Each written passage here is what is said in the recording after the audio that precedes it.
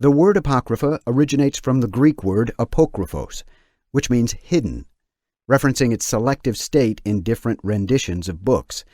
Consequently, many have sought to discover why this is so.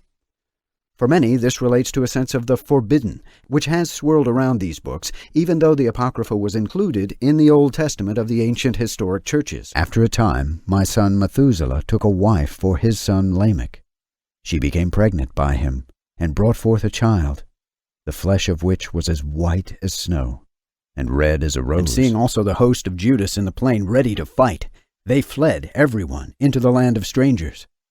Then Judas returned to spoil the tents, where they got much gold, and silver, and blue silk, and purple of the sea, and great riches. Then you ordained 2 living creatures, the one you called Behemoth, and the other Leviathan, and separated the one from the other. I, Tobit, have walked all the days of my life in the ways of truth and justice, and I did many almsdeeds to my brothers and my nation, who came with me to Nineveh, into the land of the Assyrians. Then Judith, standing by his bed, said in her heart, O Lord, God of all power, look at this present upon the works of my hands for the exaltation of Jerusalem.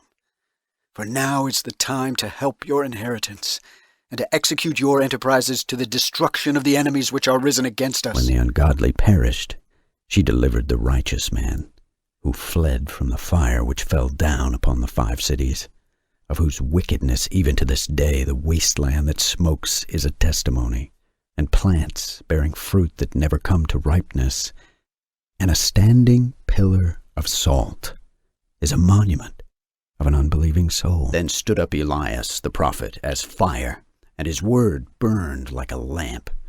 He brought a sore famine upon them, and by his zeal he diminished their number. By the word of the Lord he shut up the heaven, and also 3 times brought down fire. Remember the commandment which the Lord commanded you concerning the Passover, that you should celebrate it in its season on the 14th of the 1st month, that you should kill it before it is evening, that they should eat it by night on the evening of the 15th from the time of the setting sun.